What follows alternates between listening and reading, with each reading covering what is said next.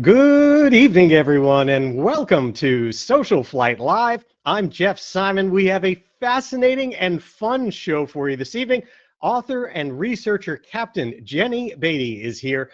We're going to hear some fascinating stories from her, including towards the end of the evening, a truly fascinating story about the origin of the Mile High Club. So stay tuned for that one. You do not want to jump off early from tonight's show, because I can tell you it's fun. It is definitely fun, and it'll give you a little something to chat about next time you're doing your own version of hangar flying with your friends. Before we get started, just a few things. We have events that are absolutely booming in social flight, so be sure to check out socialflight.com and the free mobile apps for Apple and Android devices. The weather may be cold out there, but there are winter carnivals, fly-ins up here in New England. We've got the Alton Bay Ice Runway about to open, and a winter carnival coming. I mean, so many cool things going on. You can find it all in Social Flight, and if you're just staying in and staying warm, well, then we've got all sorts of online events and webinars just like tonight's show. It's all in Social Flight.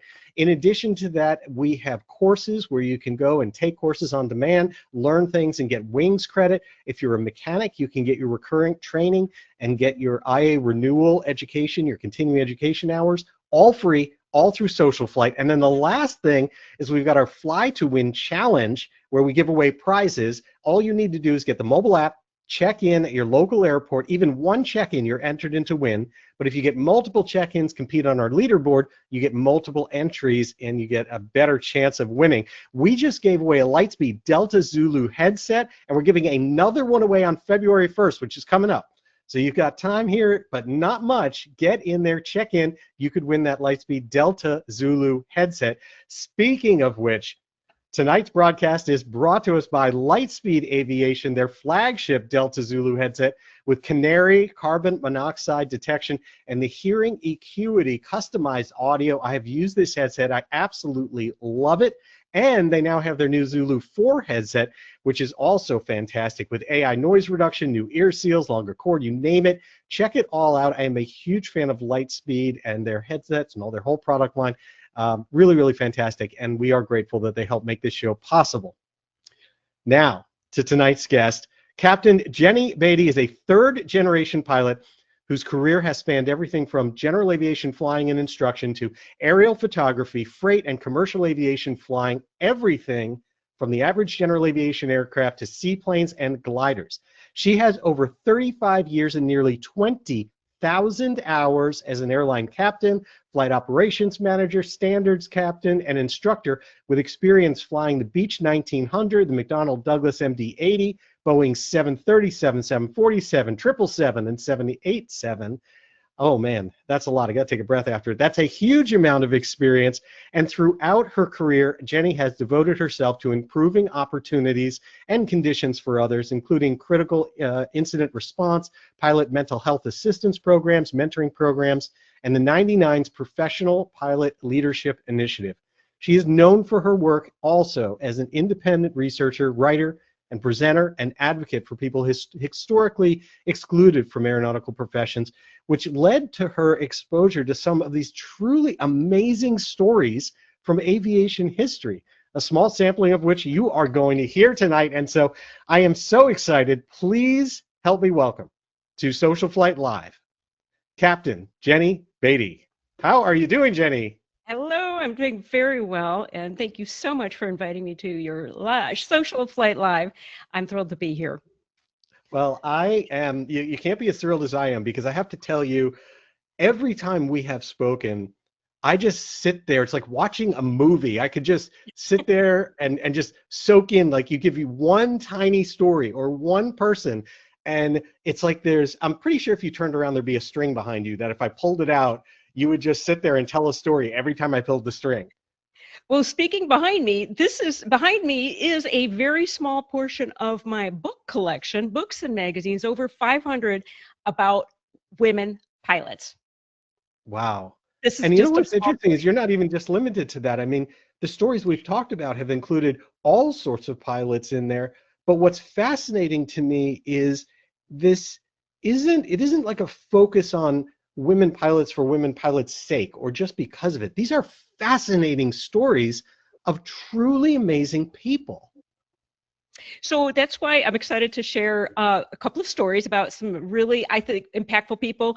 You asked me to, if I would, or I actually asked you, I guess, if I could talk about some other people, and then you're like, who? And I had to decide, and I chose just a couple who are the most interesting. And like you say, you talk about one person, and it just launches to a whole Yeah. conversation. One, But it's one really of the important to talk about the context of some of these, especially these early flyers. They're pretty amazing. Yeah, and one of the things that's interesting I have found in this show is when you talk about firsts, you go back, you almost automatically wind up with people that are just exceptional in order to make some of that happen. And I'd like to start with your own family history a little bit. Tell me a little bit about kind of starting, I guess, with your grandmother. Like, what got to the point of this long thing that I read with 20,000 hours and all this other stuff? Tell me about your third generation history. So it begins with Charles Lindbergh, as it does for many people in the early days of aviation. The impact of Charles Lindbergh's flight, flying solo across the Atlantic, he just was world famous, and it just sparked an interest in aviation that just exploded all over the world. And that included my grandparents, my mother's parents in Yakima, Washington. And they were, my grandfather was an obstetrician, pediatrician.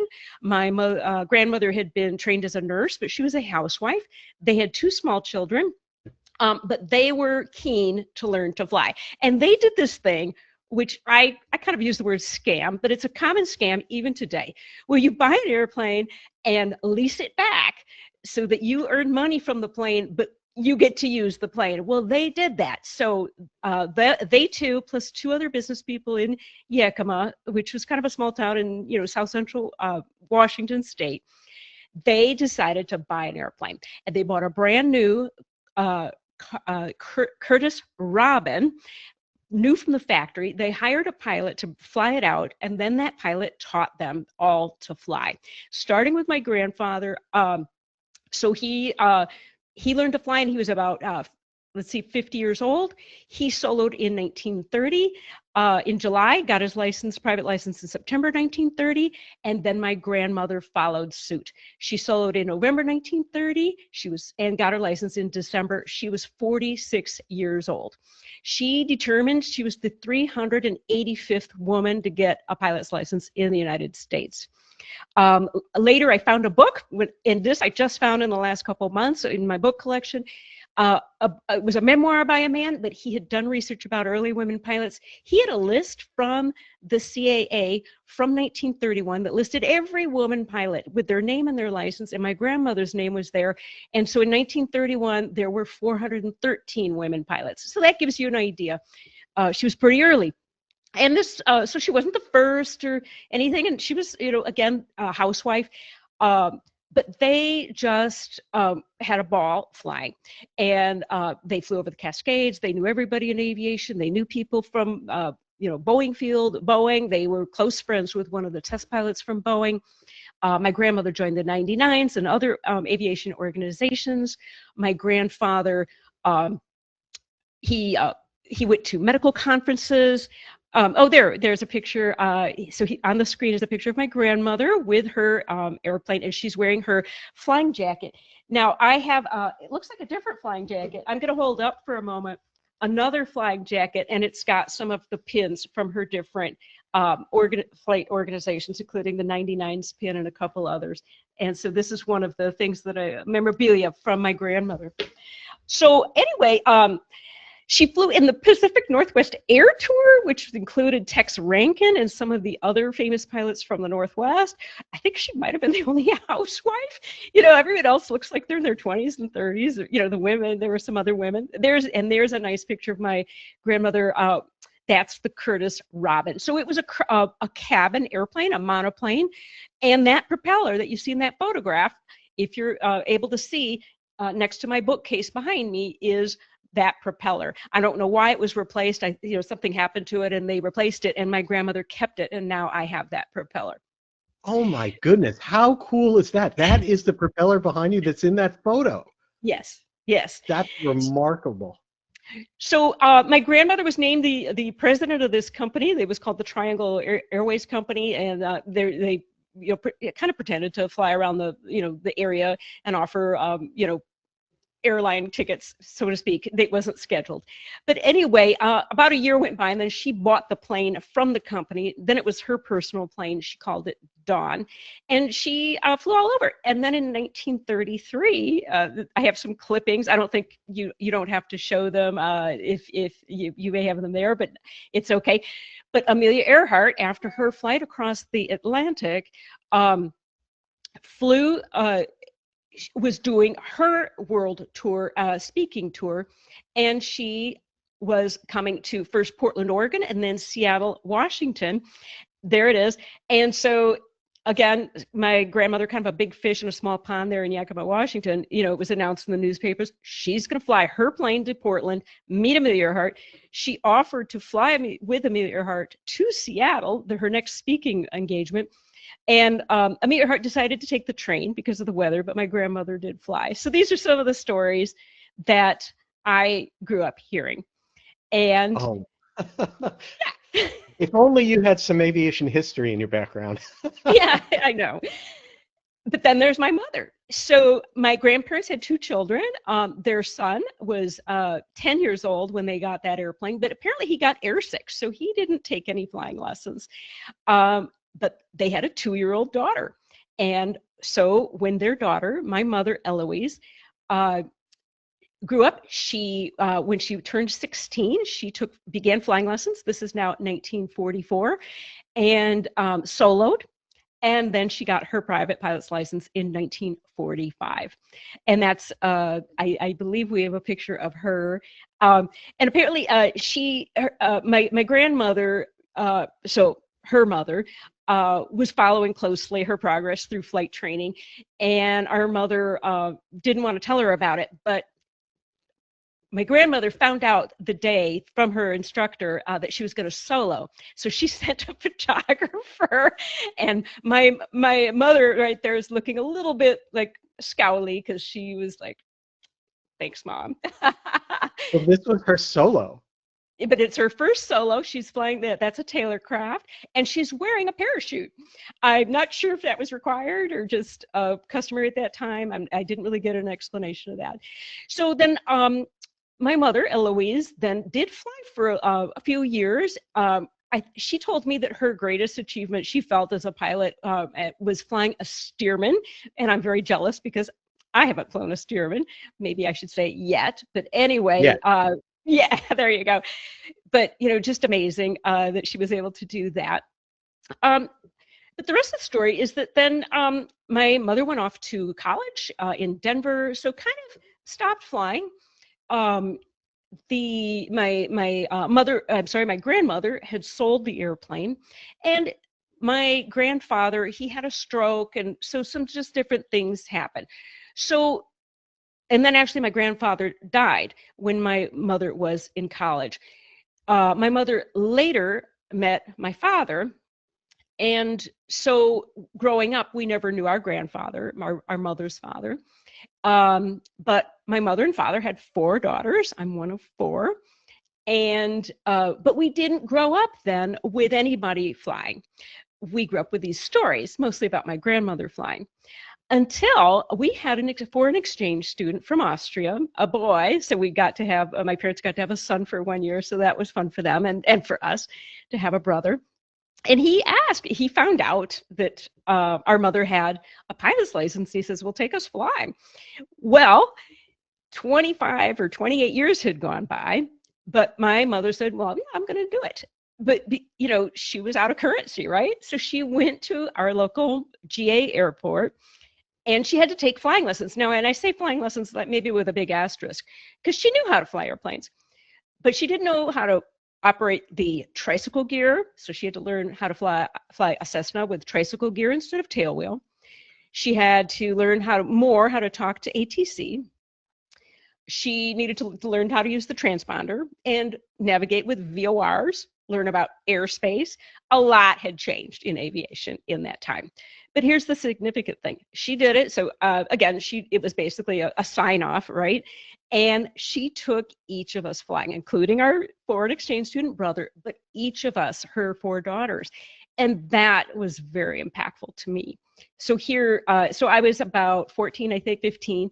And, you know, you grow up with your parent, your mother, and then all of a sudden one day she's flying an airplane. It was just like a little bit of a, your head kind of explodes. It was a very different way to look at your mother. And she did it kind of as a last fling and kind of to prove it to all of us and prove it to herself that she could. She was very proud of it. She always carried her pilot certificate in her wallet.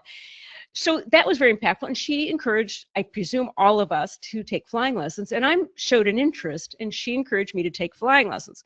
However, first of all, I was a teenager, so there's that. I mean, I was interested. But I went to a career day in high school. And at the career day, we just kind of went room to room. I don't even remember exactly, but I went up and asked this man, what would it take to be a pilot? And of course, this is as a career, right? And he looked it up in a book. So to his credit, it's not like, I can't blame him completely. But anyway, he looked it up in a book and he goes, well, it looks like because you're too short and you wear glasses, you can't be a pilot. And so I was deterred. Big asterisk, right? For civil aviation, I certainly am tall enough. I'm 5'3", and my vision is corrected to 20/20. But what he told me was true for the military at the time, sort of. And of course, women weren't allowed to be pilots in the military until 1973. And this was, just a couple years after that. And I actually wasn't interested in military flying. I just had this vague idea that I wanted to fly for my profession. So he wasn't 100% wrong, but it did deter me. And so I ended up, I myself was a foreign exchange student for a year to Colombia, South America. I went off to college, had some different things happen in my life, and I ended up in Santa Fe, New Mexico. And was at a party, some guy who said he had just gotten his private pilot's license, and I said, oh yeah, I've thought about doing this. He said, you should just go do it. Go take just go take a discovery flight and go do it. And I'm like, I will. And I did. And the first time then I took a discovery flight, I just knew this is what I had to do. And I need to say, this is what I had to do.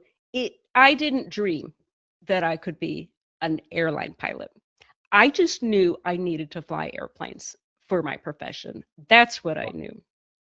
How wonderful. I absolutely love that.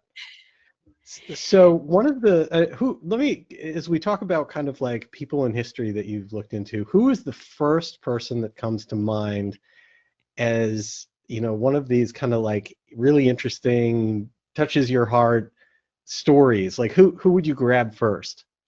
So I would love to talk and share with everybody listening Marie Marvingt. And I picked Marie Marvingt. First of all, she's outstanding. So I'm very excited to share her story with you. But I like it because I want to share people, and I have a couple others. Her, I guess.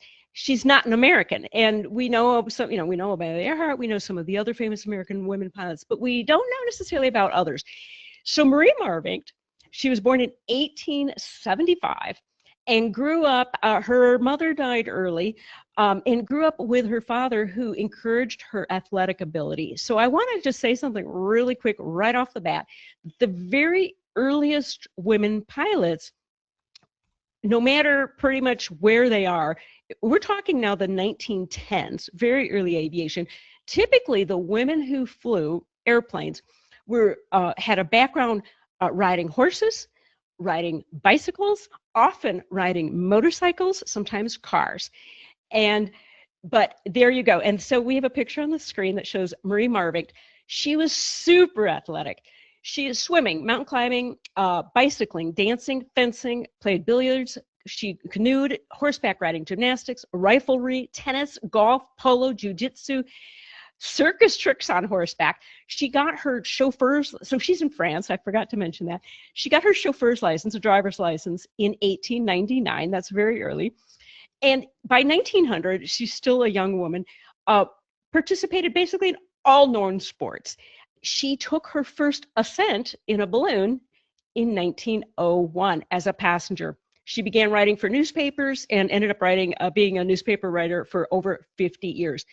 So a couple more years later, she got into winter sports, skiing, skating, ski jumping, bobsledding, luge. She skied up mountains. She was a major mountain climber. She was the first woman to climb to the peaks of some of the Alps in France and Switzerland. Then she began to win prizes. She top prizes in swimming. She just on her own decided to bicycle the Tour de France. So she just went ahead and did that. And she won the French Academy of Sports gold medal in 1910. So that's all kind of even before or contiguous with her flying balloons. Well, in 1910, she began to fly airplanes. And now what's the advantage of women flying airplanes is so women like her, first of all, she's very physically adept, clearly, and agile, strong, and yet lightweight and very agile. And these early airplanes, I think you may have a picture of that we've shared of the Antoinette airplane. They're very fragile. There it is. They're open cockpit, but they're very fragile, but they take quite a bit of physical effort and constant hands on the controls to fly these airplanes. So certain women who were active like Marie, she's just an exemplary example. They are perfect to be flying these early airplanes, and were even some of them as test pilots.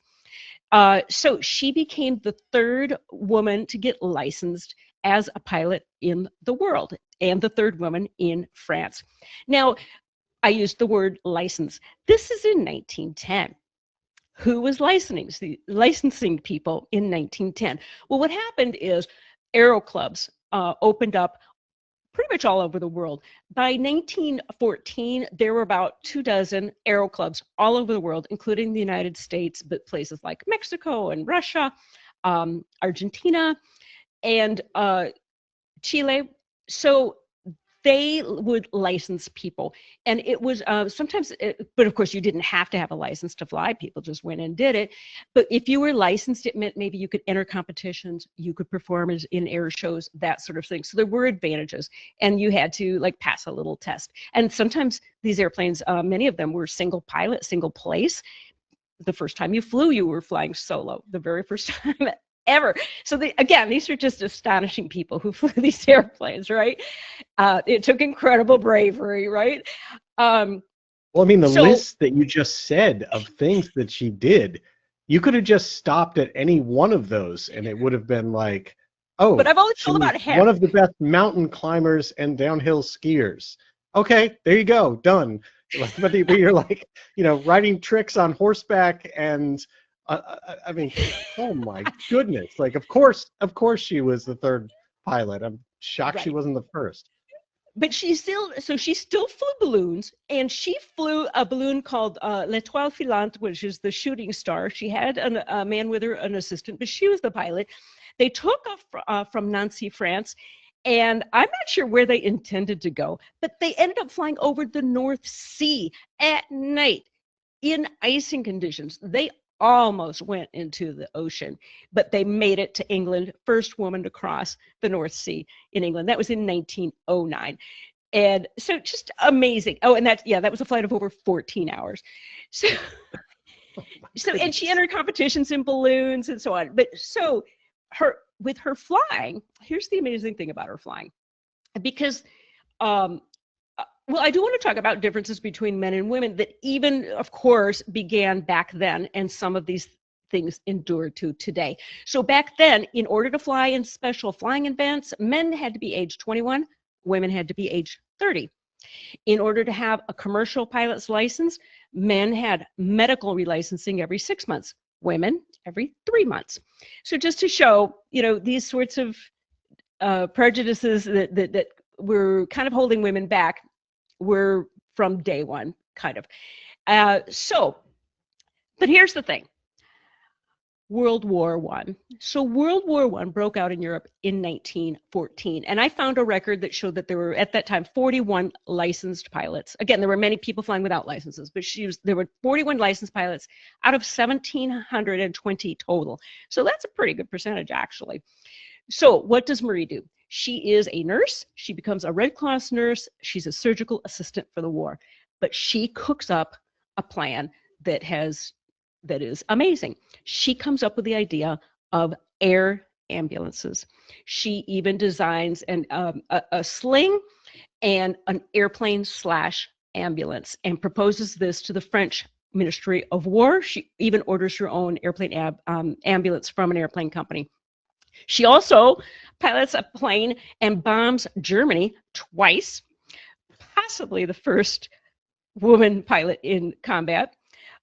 She dresses as a soldier, fights in the trenches. She becomes a war correspondent in Italy. She receives the Croix de Guerre for all this service and many, many other honors. I won't bore you. I mean, it's a very long list. And so after the war, she goes on a fact-finding tour of Northern Africa. This is the first of 3 really big tours of Africa that she does. And while she's there, she drives a Fiat car across the Sahara. She invents metal skis to ski on sand.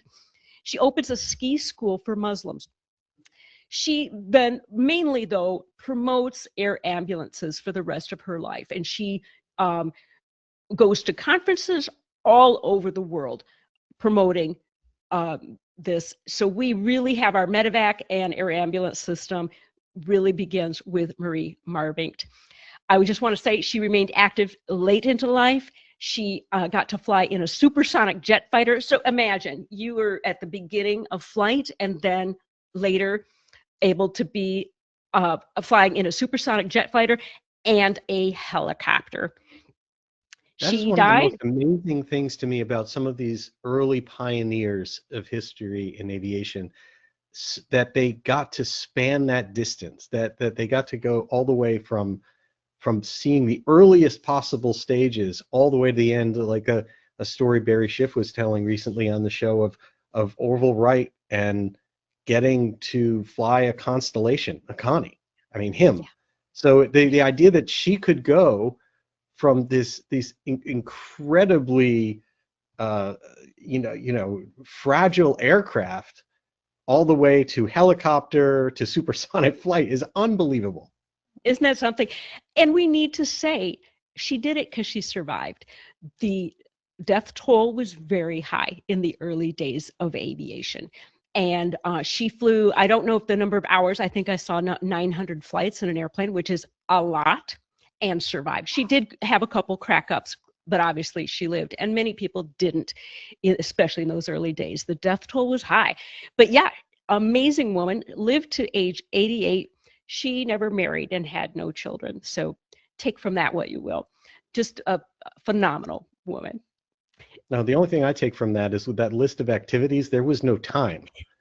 Well, there's that. And obviously this is contrary to what was expected of women of that time, and maybe even, women today.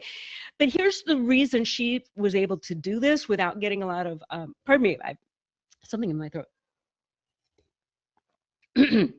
Without getting a lot of pushback, is that she excelled, but she also was feminine. By the way, she promoted culottes. I think many of the older women know what culottes are. Men might not know, but it's basically very loose pantaloons, but that have fabric to make it look like a skirt. And hers were to the ankle, because you can't wear an ankle length dress to fly these airplanes, right? You had to wear a flight suit. Yeah. So she was culottes. But anyway, she had good humor and no ego, apparently. So it just made her very popular. Wow. That's amazing. Now, tell me who we really go to next, because you've talked to me about both Eugene Bullard as well as Margot Duhalde. Where does our story go next? I think we need to talk about Eugene Bullard, because when I was searching for some more pictures of Marie Marvingt recently, I came across a picture of Marie Marvingt with Eugene Bullard. So they crossed paths in this one moment in 1917. and it was for a special ceremony. So that's Eugene Bullard in his uniform. That's Marie Marvingt. And that's in 1917. So Eugene Bullard is the first Black American to be a licensed pilot. And an amazing person. And I want to kind of connect a lot of dots after I tell his story, because his story is just phenomenal. So he was born in Georgia in 1895. His father had been born into slavery in 1863, so as an infant. But then, of course, the slaves were freed in 1865. But this was Georgia, so this was not a good climate for Black people. Eugene's parents had a total of 10 children, and their mother died when Eugene was 7. He also was traumatized because he saw his father almost get lynched. There were issues at home. He ran away from home at age 11, and he was determined to go to Europe, where he heard there were better conditions for Black people, and this was true. So he was just determined, like, I'm going to get out of this place. He got together with some Romani, learned how to handle horses, was a jockey, rode the rails, ended up in Virginia, and snuck aboard as a stowaway on a German freighter, ended up in Scotland. In Scotland, he began boxing and was performed in exhibitions, or competed, and all through Europe and Northern Africa. And when he ended up in Paris, he said, I'm going to stay in France. And by this time, he was around 17, 18 years old. Well, we know what happened in France in 1914, right? World War I broke out. So here's another World War I pilot. Well, Americans were not allowed to serve in the French army because the U.S. was not officially in the war at that time. So he joined the French Foreign Legion in 1914 as a machine gunner. He suffered all of the horrors of trench warfare in World War I, mustard gas, bombardments, hand-to-hand combat. He was injured. Then he changed to a different infantry regiment called the Swallow of Death. That was the name of the regiment. He was in the Battle of Verdun in 1916, and which went terribly, and many people were killed. He was badly wounded, and he was evacuated to a hospital to recover. And while he was convalescing, he received the Croix de Guerre for valor in combat. Well, he met up with some friends in Paris during this convalescence, and he said, I've seen these airplanes and these pilots, and that's what I want to do. And they scoffed. They were like, that's not going to happen. And he goes, the next time you see me, I'm going to have a pilot's license. And they said, well, we'll make a bet. So they bet on it. Well, he did maneuver, but there was still some discrimination. There were people who stood in his way pretty much at every juncture in his pilot career. And yet he did get a pilot training slot. He did get his pilot's license on May 5th, 1917. So the first Black American to get a license. And again, couldn't join the regular French Air Service. So he was part of what's called the Lafayette Flying Corps, which was for foreign aviators. It included about 269 American pilots. And there were more issues, again, where only he was held back from combat training. Finally, they gave him the combat training, and he flew in combat in a Spad aircraft of 150 horsepower. It was equipped with Vickers machine guns. And I love this photograph of Eugene Bullard that you can see here. He's in his uniform, of course, with his airplane. And on his arm and sitting on the airplane is Jimmy, his pet monkey. I love that. And he took Jimmy with him on many of his mission flights. So it was like his good luck charm was this monkey Jimmy. And it doesn't show it there, but his airplane also had an image of a heart with a dagger through it that's read, "Tout le sang coule rouge," which means all blood runs red. So he flew over 20 combat missions. He reportedly downed 2 German fighter aircraft. He was shot down, the engine quit, but he landed safely. So he was, fighting in the war as a combat pilot. And I think I I previously thought he may have been the only black pilot flying in World War I. I've since found out there may have been a couple others. He was certainly the only black American. Anyway, speaking of Americans, then the Americans entered the war in 1917. And so then the American pilots had to go through a physical exam and request to be transferred into the American Flying Corps. So Eugene did that. And then guess what? And this is the important message I have for a lot of people about how black people of the minority races and also women are confronted even today with some people who want to put obstacles in your way. Because what happened to Eugene is he passed the physical exam, even though this is the same doctor that was, you know, kind of gumming up the works for him. But then he was told, you're not going to transfer to the American Flying Corps. And the reason was, of course, they don't just say it's because you're black. They said it was because, well, we've promoted all these white American pilots to the rank of lieutenant. We're promoting you to the rank of sergeant. And to be a pilot, you have to be an officer. You're not an officer. And he went back to and then there was a further issue and he was sent back to the infantry.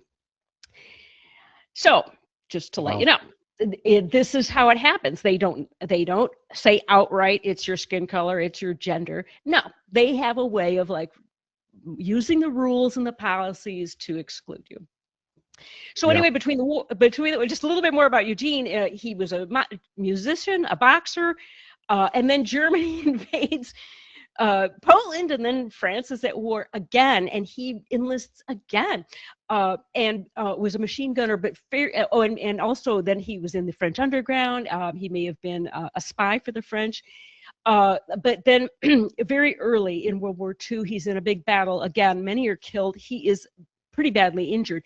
And they figure out, you know, we can't have Eugene Bullard captured by the Germans. He's black. He's been in the underground and a spy. And he's a decorated war hero from World War I. It will not go well for him. So once he's injured and everything, they say, you know, you've got to leave the country. So he returns to the U.S. He goes to New York. He had been gone 30 years. He finds out, because he settled in France. He was a French citizen. He finds out one of his brothers had been lynched. So he stays in New York, says, I'm not going back to Georgia. Works, I will just sort of say, like a lot of menial labor, although he was still a jazz musician. He toured with Louis Armstrong through Europe as his interpreter. And then France begins to recognize him. They bring him back, and he's one of the soldiers who helps relight the eternal flame for the tomb of unknown soldiers on Bastille Day in 1954. He gets more war medals, Chevalier of the French Legion of Honor. He meets General Charles de Gaulle when he visits New York City. And when he died, he was only 67 years old. He died in 1961. He was buried in his French Foreign Legion uniform with a flag of France on his coffin. Wow. Years later. Story. Yeah. Years later, the U.S. Air Force posthumously commissions him as a second lieutenant and honors him many decades later. But here's why. So obviously he's a man, and I kind of promised that I would talk about women pilots. But here's the legacy of Eugene Bullard. I want to connect some dots here. So, and I honestly don't know how well known he was in the United States because of this service. It might not have been well known, but he paved the way then for Bessie Coleman. Bessie Coleman, as many people know, I hope you know, first black woman to fly and get a license. She also had to go to France to get her pilot's license, and that was in 1921. My dear friend, Captain Carol Hobson, wrote a stupendous book right here, A Pair of Wings, about Bessie Coleman, deeply researched, because Carol has in her long resume, she's a journalist. She's also now a captain for United Airlines, and as a black woman, just a very unique person who can uniquely tell this amazing story of Bessie Coleman. But after Bessie Coleman, so she perished in 1926, but Bessie Coleman inspired Black Americans to get into aviation. Many schools opened in her name across the country. And I want to talk for a moment about Janet Harmon Bragg. So Janet Harmon Bragg, a Black woman born in Georgia also, but she went to Spelman College, also a nurse. And again, in this time, if a woman was a professional or worked outside the home, there were three options. You were a nurse, a teacher, or a secretary. I mean, so it doesn't surprise me. Both of my grandmothers were nurses, so it doesn't surprise me. But then Janet Bragg made her way to Chicago. She studied at Loyola. So again, very educated woman. But she saw a billboard. Why don't you learn to fly? And she's like, that sounds like a great idea. And by this time, other men had formed a flight school and had kind of made sure that they were getting trained at the Wright School of Aeronautics there in the Chicago area. And they put together a class just for Black students at the Wright School. And Janet was the only woman at first. Later, there were several others. She took ground school. She gave them a new flight. They decided they had to form their own flight school because people at the airport, the white people, they wouldn't teach them to fly. So they said, okay, we have to have our own airfield, our own hangar, our own airplane. Janet Bragg bought that airplane for them. So she was amazing. She was licensed in 1934. And then when she went to get her commercial license in 1939, she was back in Georgia for this. She went through the entire check ride, got back on the ground, and the examiner said, well, you did everything very well. But I've never issued a license to sorry for the language of the day, a colored girl. And I'm not going to do it today. She later returned to Chicago and did succeed in getting her commercial license in 1943. But to give you one more example about just Janet Bragg kind of pushing her way as best she could. In World War II, you are all probably familiar with the WASP, the Women's Air Force Service Pilots that Jackie Cochran formed for Women Pilots Service. And Janet Bragg and several other Black women who were very competent and experienced pilots by this time applied to the WASP, and they were rejected on the basis of their race. Wow. Janet Bragg then went to the Tuskegee, tried to serve as Tuskegee, but being a woman, no. So she was kind of stymied. But I found a quote by her, which was wonderful. It says, there were so many things they said women couldn't do and Blacks couldn't do. Every defeat to me was a challenge. I love that. So that was a great spirit. So another woman crossed paths with Janet Bragg, younger than Janet Bragg, and that is Willa Brown. She also, she was born in Indiana and also ended up in Chicago. She was one of these other women who ended up in this flight school classes along with Janet Bragg. And she is also just phenomenal. So she got her mechanic's license in 1935, her private pilot's license in 1938, her commercial pilot license in 1939. She was the first Black woman in the Civil Air Patrol. She was a lieutenant in the Civil Air Patrol in 1942.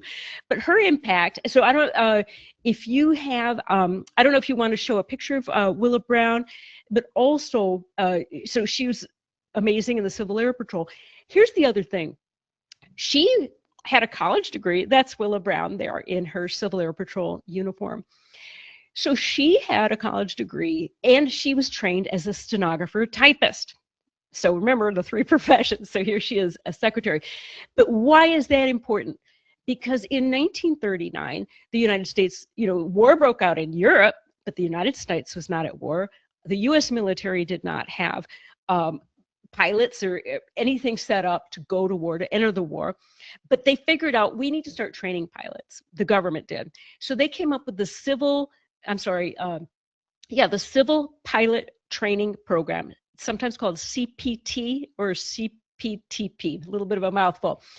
And all these flight schools across the country were signing up to be part of this program and get funding and support from the government to, there's another picture of Willa Brown. But signing up to start training pilots, and it was for men and women were also in some of the instructors and certainly students. Some of the WASP people who became WASP later, some of the women, they got their training in the CPTP. Well, Willa Brown and this group of pilots in the Chicago area said, you know, we need to be part of this. We want to serve our country and we want to be part of this. And so Willa Brown, typing skills, college degree, she was a great public face to tell the government, Black people need to be part of the CPTP. We want to serve. And so there are records of letters she typed to First Lady Eleanor Roosevelt, to different congressmen, saying, we have a flight school, we have hangars, we have facilities, we have classrooms, we have airplanes, we are ready to go. And we are Black, the term used there at the time, we are Negro, but we are here and we want to be part of this. And Wow. the government said yes. And so that flight school and a couple others were part of the CPTP. And why is that important? Without that, there wouldn't have been the Tuskegee Airmen, the squadrons of the Tuskegee Airmen. And so that's kind of connecting the dots of some really important Black aviators, including women, that led to ultimately the Tuskegee Airmen, and who were, you know, spectacular in, you know, in combat and during World War II in the European theater. Oh, I've talked for a long time. Do you have a question? Absolutely fascinating. So here's the question to you, because I want to get to the real teaser one that we've got coming up here. Okay. But at the same time, do we have time to mention Margot Duhalde at all in that?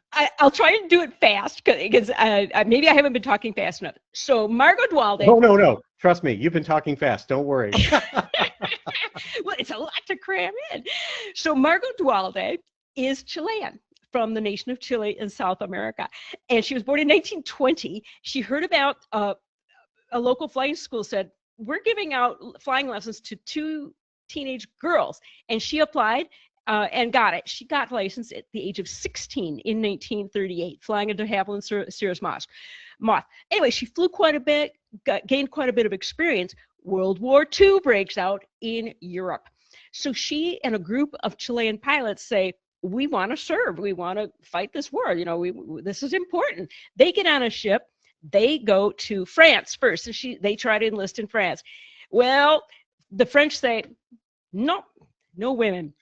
So she finds out, wait, in England, I can serve. She goes to England. She's thrown in jail. They think she's a spy. She's let out after a couple of days, and she enlists with the Air Transport Auxiliary. So what the ATA is, it's an augmented program for the Royal Air Force. So it's sort of the WASP equivalent, kind of, but not exactly, because the ATA was for men and women who, for whatever reason, the men couldn't serve in the Royal Air Force. They could serve in the ATA. Now, Jacqueline Cochran took 25 American women over, Canadians. The ATA ultimately had, how many? I have it here somewhere, 166 women who flew from Britain. They were from all Britain, of course, but also Canada, Australia, New Zealand, Chile, South Africa, USA, Netherlands, and Poland. Well, Margot was dubbed Chile. She spoke about 5 words of English. She had to study English, but she was much beloved, and she flew from 1941 through the very end of the war, 1945. So this is a 21-year-old to a 26-year-old. Amazing. She flew, how many aircraft did I count them up? It's like, do you have pictures? Nuts. So on the screen, it's a list of the planes she flew. There's like 25 models of the Spitfire that she flew. It's just a shockingly long list of planes that she flew, the Hurricane and so on. And then there's a whole other page. There's 2 pages. The second page was... Yeah, I should have both. It's nuts. She flew twin-engine planes. She flew 4-engine bombers as a co-pilot. Just phenomenal pilot. Well, anyway, after the war, she did go to France, flew for the French Air Force, touring and demonstrating French aircraft. She returned to Chile in 1947, but the national airline did not hire women as pilots. She flew privately opened a flying school, flight instructor. She became the first female air traffic controller of Chile. She flew until she was and was a controller until she was 81 years old. A great mentor to the younger women pilots of Chile. She's much revered in Chile. There's a stamp with her face on it, and she died at the age of 97. So just a phenomenal, phenomenal pilot. I warned everybody watching. This is going to be rapid fire. We have our one thing, a show to get this. There's a lot to get through, and boy, is it fascinating. It's absolutely just a couple. It's mind-boggling. And so now we want to give people the little tidbit that a lot of people were waiting for. All right. And you can't into the juicy stuff to know about. And it starts with here. Okay, so we'll start with Lawrence Sperry. So Lawrence Sperry, one of the sons of Elmer Sperry, who was co-inventor of the gyroscope. And Lawrence Sperry, then the son, who is shown on the left in this photograph, he's shown with a French mechanic. He developed the first autopilot, which is a gyro stabilizer, they called it, and they demonstrated it on a Curtiss biplane that was on a hydroplane fuselage.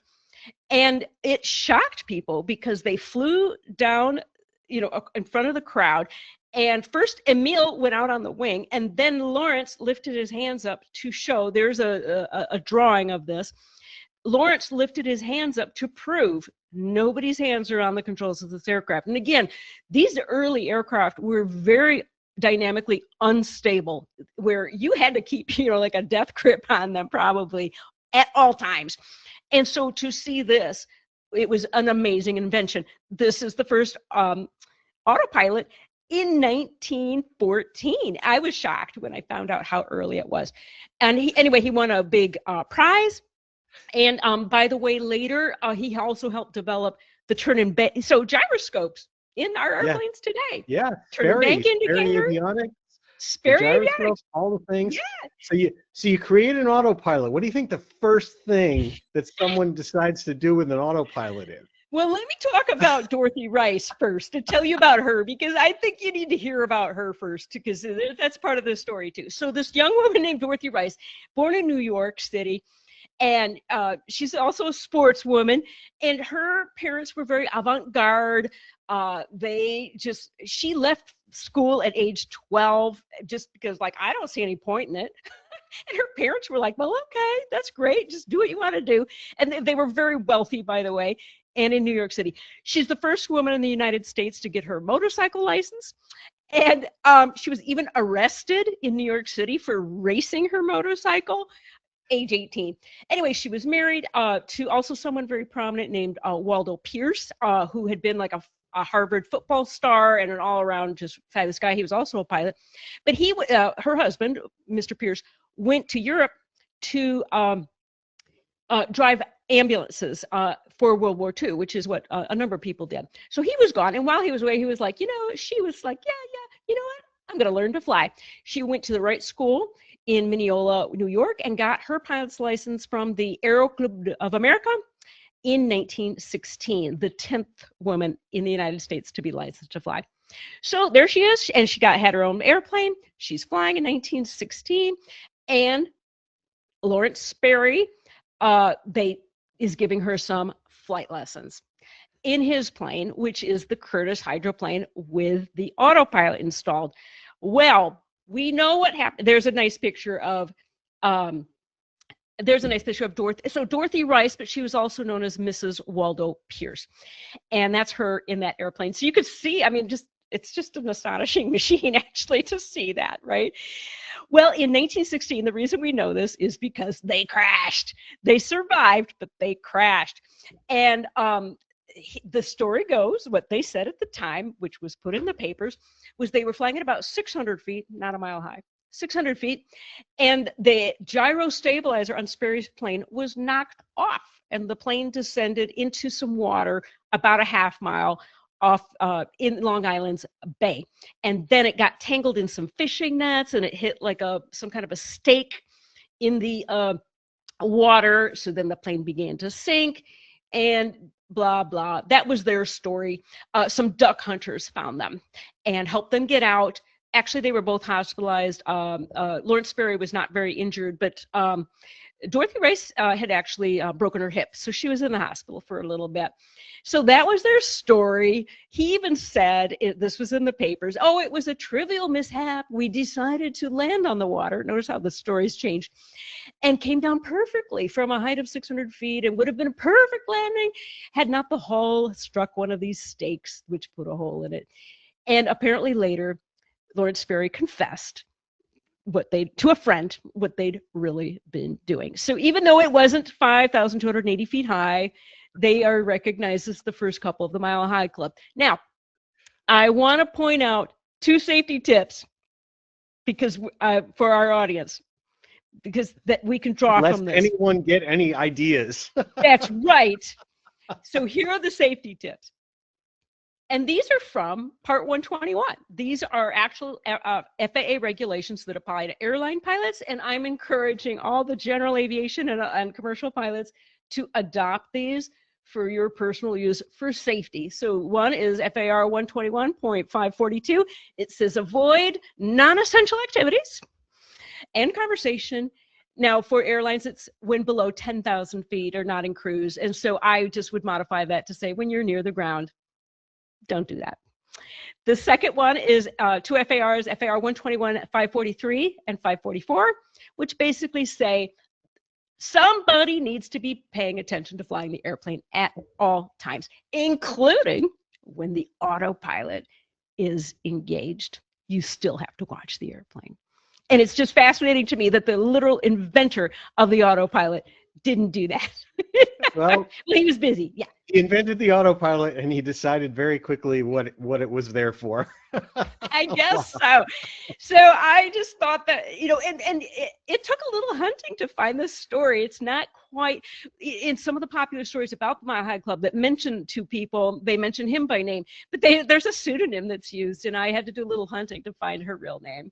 And isn't that fascinating? Oh my! Yeah. I love it.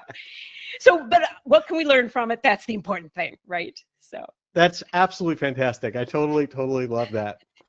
Well, Jenny, we've reached the time of the show that I'd like to do something I call Social Flight's Fast 5. How do you feel about that? Yeah, let's do it.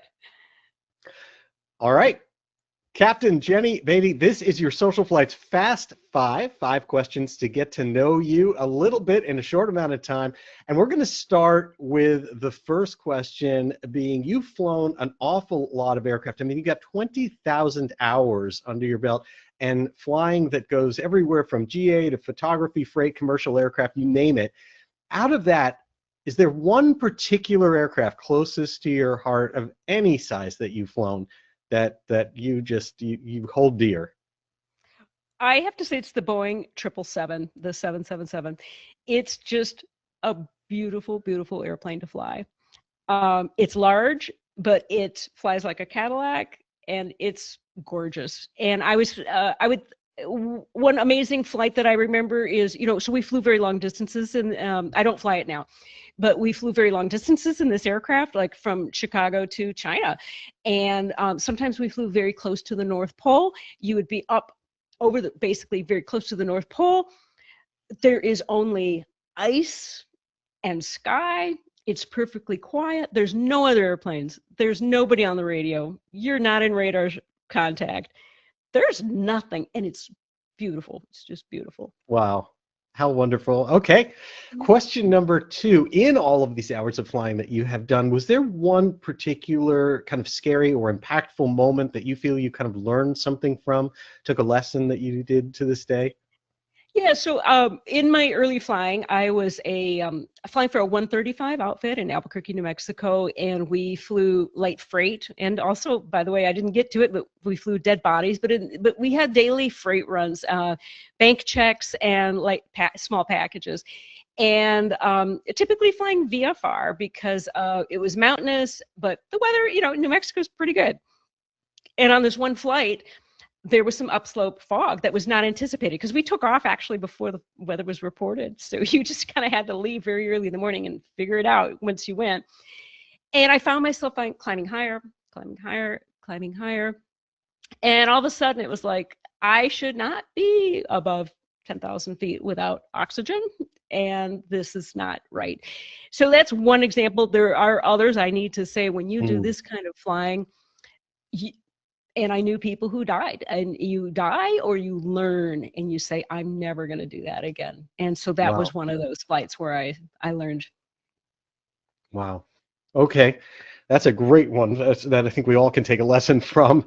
So question number 3, if you could go back in time to re-experience some moment of your aviation flying, of your aviation career, some moment, not to change it, just because it's something that if you could put yourself back there for a few minutes, you would, what would that be? So I had the great honor to help organize a delivery flight of a brand new Boeing 737-800 from the Boeing company to my airline, American Airlines, and this is in 2009. And when you do that, it's a Part 91 flight. And by the way, I organized it to be all women. So all the pilots, the flight attendants, and the majority of the passengers were women, many who were women in different roles within our company. And also with the Boeing company, we arranged it in advance. Many of the people who touched the airplane on its way out the door to us were also women at Boeing, including women test pilots, so and women mechanics. So on these flights, our company allows us to invite family members, and my mother joined me and my nephew, but it was very special to have my mother on board and to have her. And by the way, because it's Part 91 flying, we were able to open the cockpit door for people to come up and look, see what it's like up on the flight deck in flight, which of course we all know we can't do otherwise. And so my mother was able to come up to the flight deck, and we flew past Yakima, Washington, because we flew out of Seattle going to Chicago, and we were able to look down and see where she had grown up and where she had flown, and her parents had flown in Yakima, Washington. So that was a really, really special flight. What an amazing connection between your grandmother, your mother, and you, and everything you've dedicated your life towards. That's really quite fascinating and wonderful. Thank you. Yeah. Okay. Question number 4, if you could go back in time to give some advice to the younger self, the young Jenny Beatty, before maybe you even decided to be a pilot, what do you think you might say? Well, I think I would say, take your mother's advice and go take a few lessons instead of letting someone deter you or whatever it was that stopped you. Even so, I ended up having some life experiences, such as being a foreign exchange student and some of the other things I did before I learned to fly. I wouldn't trade those. They're also make me who I am today. But I would say, yeah, don't hold back. Don't hesitate. Just keep going. Yeah. Absolutely love that. All right, and our last question in SocialFlight's Fast 5, if you could choose, and this is going to be really tough as a historian and someone who's researched so much, if you could choose anyone, past, present, with us, no longer with us, to spend an evening with, who out of all of this would you choose? Well, so it might surprise you. I actually would choose my grandfather because I didn't get to meet him, and he had a colorful life. In addition to being a medical doctor, an obstetrician, pediatrician, private pilot. He also took a trip around the world. He served in World War I, and my mother really loved her father, and it was really hard for her when he died, and so that he sounded very special, and I was disappointed never to have met him. So I think I would choose him. How wonderful. I absolutely love that. That's fantastic. Well, Jenny, it's been incredible spending time with you. Could you please let people know how to find you, the things you've written, see things that you've done? What's the best way for people to connect with you? Yes, so now I do have a website which most of these articles about helping people who want to be pilots and some resources. And so it's my name, jennybeatty.com. That's Bravo Echo Alpha Tango Tango Yankee. And, well, it's on the screen, sorry, if you're seeing this visually. And I also am a co-host along with Liz Booker and Dr. Jacqueline Boyd for Literary Aviatrix Classics, where we pick a book from about a woman from history, a memoir typically, and we discuss it on air. And these are available on YouTube and podcasts. And it's a book review, but we put it in context and talk about these women and everything that you might want to know about their lives. And so it's very interesting. We have a lot of fun with it. So those are the best ways to find me. Yeah. So everybody be sure to go and check that out. It's there's so much more than we have here. I hope you'll come back. I would love to have some more stories and host you again on some future show. I would love to do that. I certainly have more stories I could share of there are just, so many interesting people out there, and yeah, I could talk for hours. Absolutely. Yeah. Well, thank you so much, Captain Jenny Beatty. Thank you so much for taking time out of your evening to join us here on Social Flight Live. Your personal life, your family, and the stories you tell of other amazing people in history, just it's mind-boggling, and I could just listen for hours and hours and hours and hours. And so again, everyone, check out the website. But thank you for taking time to join us here on Social Flight Live. Thank you so much, Jeff, and thank you to everybody who came. And I just very honored to be among the company of people who you interview on your show. Just amazing to be able to share this. Also, to be able to share all these interesting people with your viewers and listeners. So thank you. You're very, very welcome. Have a wonderful evening. Okay.